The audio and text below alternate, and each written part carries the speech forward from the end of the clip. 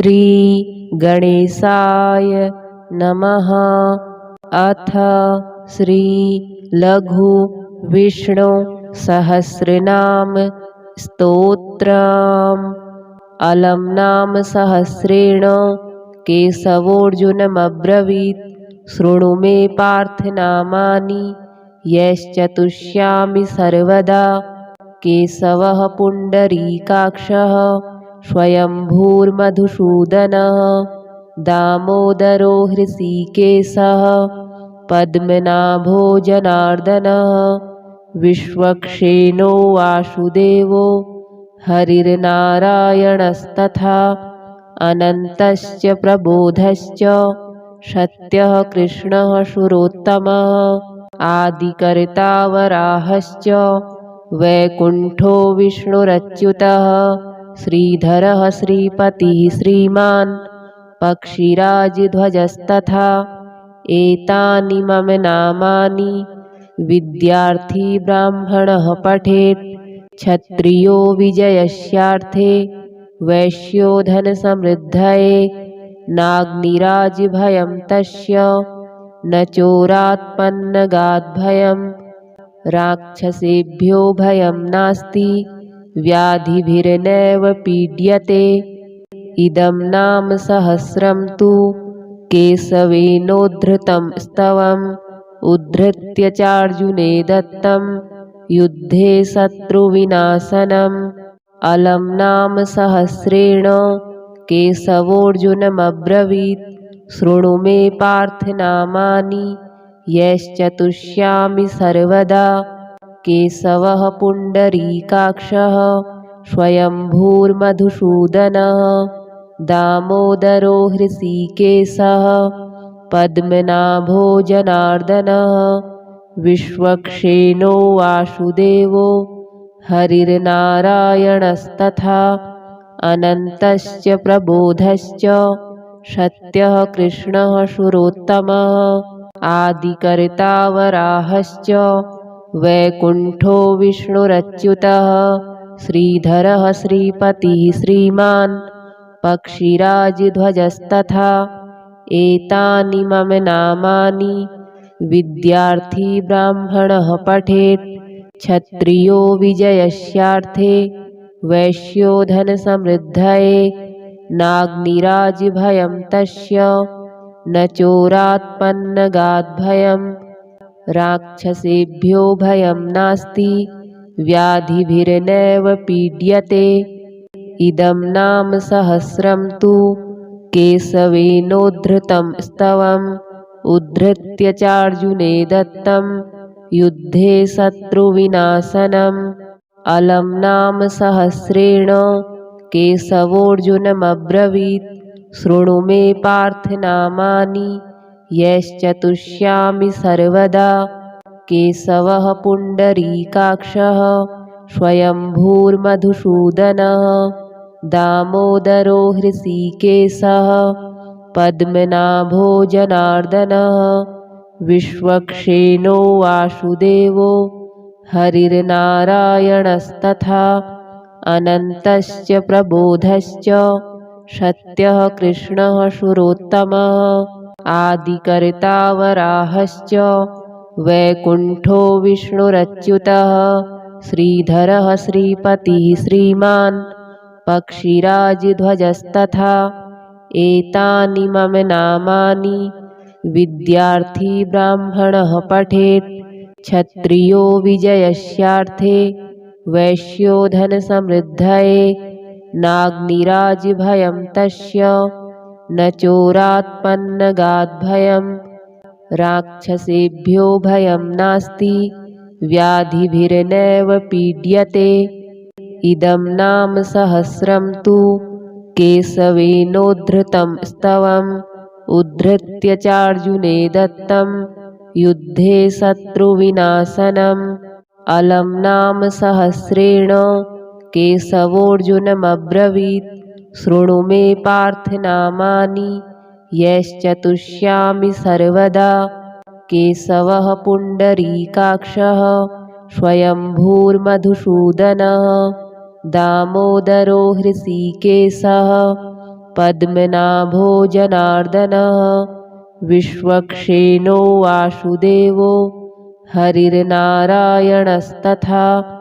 अनन्तश्च प्रबोधश्च सत्यः कृष्णः सुरोत्तमः आदिकर्ता वराहश्च वैकुण्ठो विष्णुरच्युतः श्रीधरः श्रीपतिः श्रीमान् पक्षिराजध्वजस्तथा एतानि मम नामानि विद्यार्थी ब्राह्मणः पठेत् क्षत्रियो विजयस्यार्थे वैश्यो धनसमृद्धये नाग्निराजभयं तस्य न चोरात्पन्नगाद्भयं राक्षसेभ्यो भयं नास्ति व्याधिभिर्नैव पीड्यते इदं नाम सहस्रं तु केशवेनोद्धृतं स्तवम् उद्धृत्य चार्जुने दत्तं युद्धे शत्रुविनाशनम् अलं नाम सहस्रेण केशवोऽर्जुनमब्रवीत् शृणु मे पार्थ नामानि यैश्चतुष्यामि सर्वदा केशवः पुण्डरीकाक्षः स्वयंभूर्मधुसूदनः दामोदरो हृषीकेशः पद्मनाभो जनार्दनः विश्वक्सेनो वासुदेवो हरिर्नारायणस्तथा अनन्तश्च प्रबोधश्च सत्यः कृष्णः सुरोत्तमः आदिकर्ता वराहश्च वैकुण्ठो विष्णुरच्युतः श्रीधरः श्रीपतिः श्रीमान् पक्षिराजध्वजस्तथा एतानि मम नामानि विद्यार्थी ब्राह्मणः पठेत् क्षत्रियो विजयस्यार्थे वैश्यो धनसमृद्धये नाग्निराजभयं तस्य न चोरात्पन्नगाद्भयं राक्षसेभ्यो भयं नास्ति व्याधिभिर्नैव पीड्यते इदं नाम सहस्रं तु केशवेनोद्धृतं स्तवम् उद्धृत्य चार्जुने दत्तं युद्धे शत्रुविनाशनम् अलं नाम सहस्रेण केशवोऽर्जुनमब्रवीत् शृणु मे पार्थ नामानि यैश्चतुष्यामि सर्वदा केशवः पुण्डरीकाक्षः स्वयंभूर्मधुसूदनः दामोदरो हृषीकेशः पद्मनाभो जनार्दनः विश्वक्सेनो वासुदेवो हरिर्नारायणस्तथा अनन्तश्च प्रबोधश्च सत्यः कृष्णः सुरोत्तमः आदिकर्ता वराहश्च वैकुण्ठो विष्णुरच्युतः श्रीधरः श्रीपतिः श्रीमान् पक्षिराजध्वजस्तथा एतानि मम नामानि विद्यार्थी ब्राह्मणः पठेत् क्षत्रियो विजयस्यार्थे वैश्यो धनसमृद्धये नाग्निराजभयं तस्य न चोरात्पन्नगाद्भयं राक्षसेभ्यो भयं नास्ति व्याधिभिर्नैव पीड्यते इदं नाम सहस्रं तु केशवेनोद्धृतं स्तवम् उद्धृत्य चार्जुने दत्तं युद्धे शत्रुविनाशनम् अलं नाम सहस्रेण केशवोऽर्जुनमब्रवीत् शृणु मे पार्थ नामानि यैश्चतुष्यामि सर्वदा केशवः पुण्डरीकाक्षः स्वयंभूर्मधुसूदनः दामोदरो हृषीकेशः पद्मनाभो जनार्दनः विश्वक्सेनो वासुदेवो हरिर्नारायणस्तथा अनन्तश्च प्रबोधश्च सत्यः कृष्णः सुरोत्तमः आदिकर्ता वराहश्च वैकुण्ठो विष्णुरच्युतः श्रीधरः श्रीपतिः श्रीमान् पक्षिराजध्वजस्तथा एतानि मम नामानि विद्यार्थी ब्राह्मणः पठेत् क्षत्रियो विजयस्यार्थे वैश्यो धनसमृद्धये नाग्निराजिभयं तस्य न चोरात्पन्नगाद्भयम् राक्षसेभ्यो भयं नास्ति व्याधिभिर्नैव पीड्यते। इदं नाम सहस्रं तु केशवेनोद्धृतं स्तवम् उद्धृत्य चार्जुने दत्तं युद्धे शत्रुविनाशनम्। अलं नाम सहस्रेण केशवोऽर्जुनमब्रवीत् शृणु मे पार्थ नामानि यश्चतुष्यामि सर्वदा। केशवः पुण्डरीकाक्षः स्वयंभूर्मधुसूदनः दामोदरो हृषीकेशः पद्मनाभो जनार्दनः विश्वक्सेनो वासुदेवो हरिर्नारायणस्तथा अनन्तश्च प्रबोधश्च सत्यः कृष्णः सुरोत्तमः आदिकर्ता वराहश्च वैकुण्ठो विष्णुरच्युतः श्रीधरः श्रीपतिः श्रीमान् पक्षिराजध्वजस्तथा। एतानि मम नामानि विद्यार्थी ब्राह्मणः पठेत्। क्षत्रियो विजयस्यार्थे वैश्यो धनसमृद्धये नाग्निराजिभयं तस्य न चोरात्पन्नगाद्भयम् राक्षसेभ्यो भयं नास्ति व्याधिभिर्नैव पीड्यते। इदं नाम सहस्रं तु केशवेनोद्धृतं स्तवम् उद्धृत्य चार्जुने दत्तं युद्धे शत्रुविनाशनम्। अलं नाम सहस्रेण केशवोऽर्जुनमब्रवीत् शृणु मे पार्थ नामानि यश्चतुष्यामि सर्वदा। केशवः पुण्डरीकाक्षः स्वयंभूर्मधुसूदनः दामोदरो हृषीकेशः पद्मनाभो जनार्दनः विश्वक्सेनो वासुदेवो हरिर्नारायणस्तथा अनन्तश्च प्रबोधश्च सत्यः कृष्णः सुरोत्तमः आदिकर्ता वराहश्च वैकुण्ठो विष्णुरच्युतः श्रीधरः श्रीपतिः श्रीमान् पक्षिराजध्वजस्तथा। एतानि मम नामानि विद्यार्थी ब्राह्मणः पठेत्। क्षत्रियो विजयस्यार्थे वैश्यो धनसमृद्धये नाग्निराजिभयं तस्य न चोरात्पन्नगाद्भयम् राक्षसेभ्यो भयं नास्ति व्याधिभिर्नैव पीड्यते। इदं नाम सहस्रं तु केशवेनोद्धृतं स्तवम् उद्धृत्य चार्जुने दत्तं युद्धे शत्रुविनाशनम्।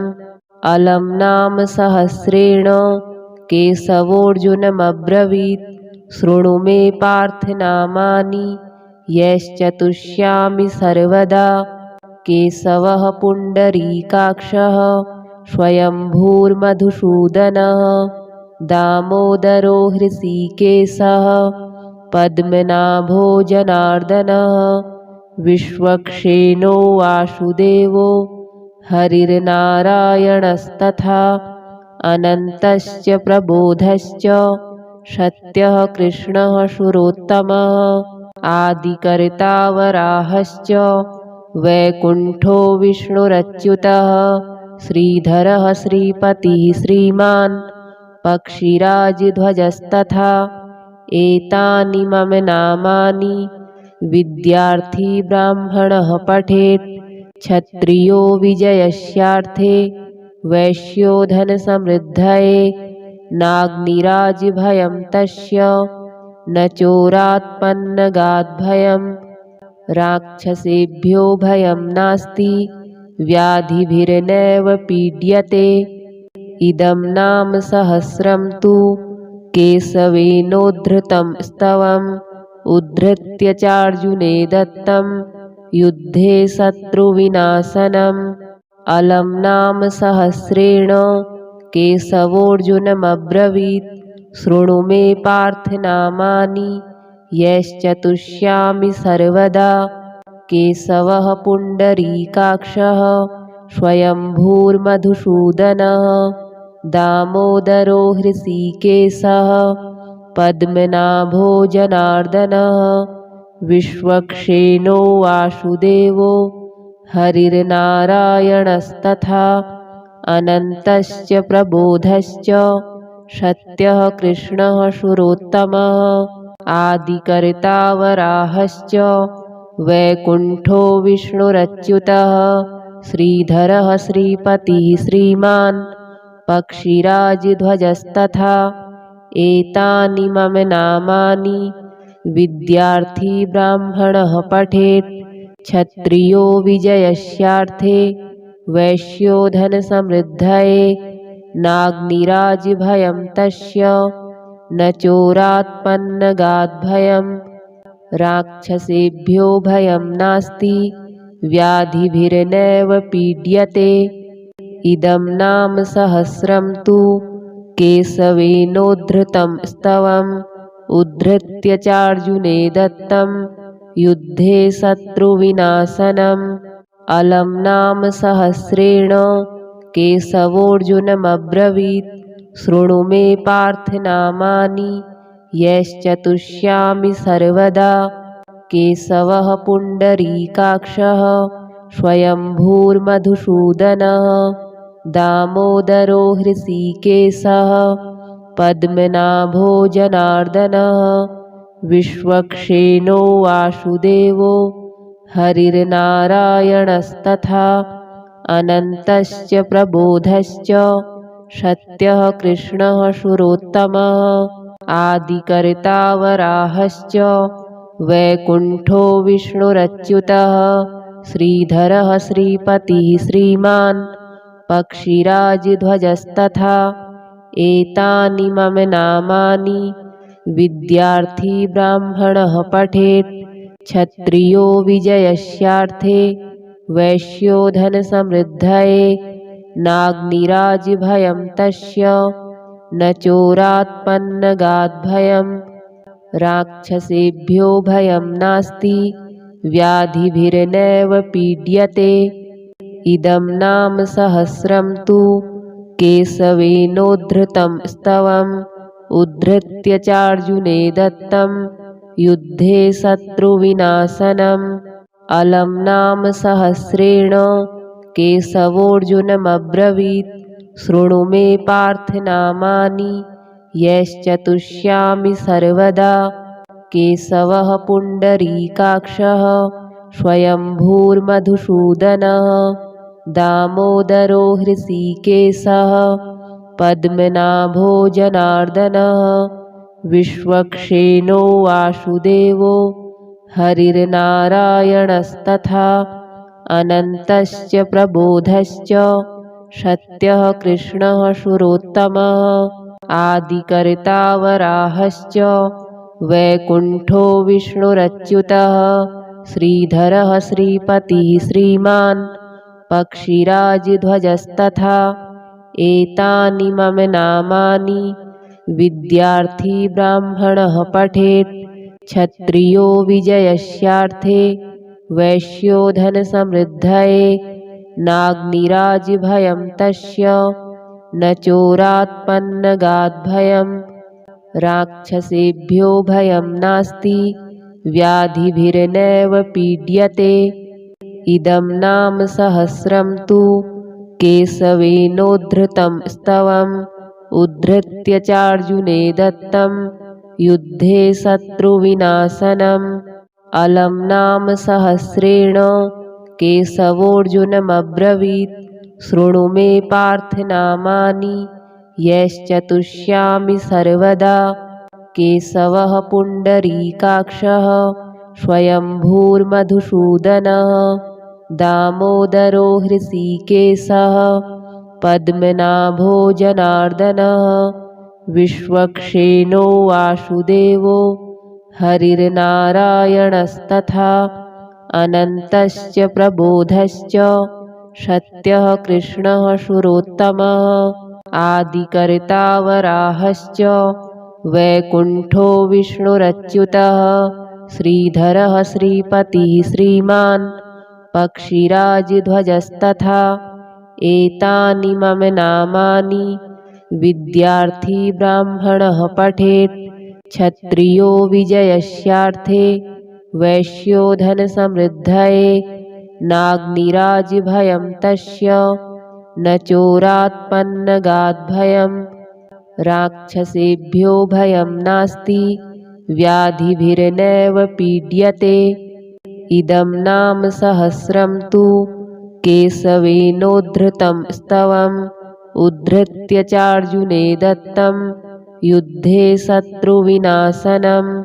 अलं नाम सहस्रेण केशवोऽर्जुनमब्रवीत् शृणु मे पार्थ नामानि यैश्चतुष्यामि सर्वदा। केशवः पुण्डरीकाक्षः स्वयंभूर्मधुसूदनः दामोदरो हृषीकेशः पद्मनाभो जनार्दनः विश्वक्सेनो वासुदेवो हरिर्नारायणस्तथा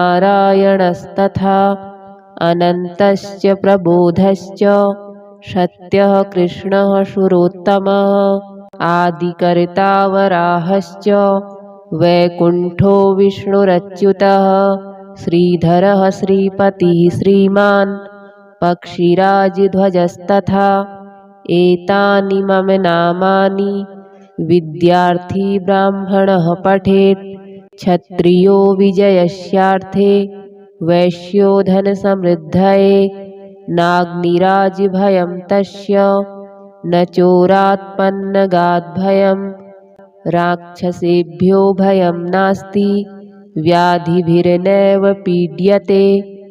इदं नाम सहस्रं तु केशवेनोद्धृतं स्तवम् उद्धृत्य चार्जुने दत्तं युद्धे शत्रुविनाशनम्।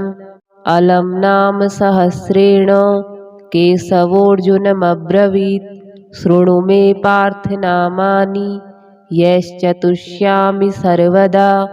केशवः पुण्डरीकाक्षः स्वयंभूर्मधुसूदनः दामोदरो हृषीकेशः पद्मनाभो जनार्दनः विश्वक्सेनो वासुदेवो हरिर्नारायणस्तथा अनन्तश्च प्रबोधश्च सत्यः कृष्णः सुरोत्तमः आदिकर्ता वराहश्च वैकुण्ठो विष्णुरच्युतः श्रीधरः श्रीपतिः श्रीमान् पक्षिराजध्वजस्तथा एतानि मम नामानि विद्यार्थी ब्राह्मणः पठेत् क्षत्रियो विजयस्यार्थे वैश्यो धनसमृद्धये नाग्निराजभयं तस्य न चोरात्पन्नगाद्भयं राक्षसेभ्यो भयं नास्ति व्याधिभिर्नैव पीड्यते। इदं नाम सहस्रं तु केशवेनोद्धृतं स्तवम् उद्धृत्य चार्जुने दत्तं युद्धे शत्रुविनाशनम्। अलं नाम सहस्रेण केशवोऽर्जुनमब्रवीत् शृणु मे पार्थ नामानि यैश्चतुष्यामि सर्वदा। केशवः पुण्डरीकाक्षः स्वयंभूर्मधुसूदनः दामोदरो हृषीकेशः पद्मनाभो जनार्दनः विश्वक्सेनो वासुदेवो हरिर्नारायणस्तथा अनन्तश्च प्रबोधश्च सत्यः कृष्णः सुरोत्तमः आदिकर्ता वराहश्च वैकुण्ठो विष्णुरच्युतः श्रीधरः श्रीपतिः श्रीमान् पक्षिराजध्वजस्तथा एतानि मम नामानि विद्यार्थी ब्राह्मणः पठेत् क्षत्रियो विजयस्यार्थे वैश्यो धनसमृद्धये नाग्निराजभयं तस्य न चोरात्पन्नगाद्भयं राक्षसेभ्यो भयं नास्ति व्याधिभिर्नैव पीड्यते। इदं नाम सहस्रं तु केशवेनोद्धृतं स्तवम् उद्धृत्य चार्जुने दत्तं युद्धे शत्रुविनाशनम्। अलं नाम सहस्रेण केशवोऽर्जुनमब्रवीत् शृणु मे पार्थ नामानि यश्चतुष्यामि सर्वदा। केशवः पुण्डरीकाक्षः स्वयंभूर्मधुसूदनः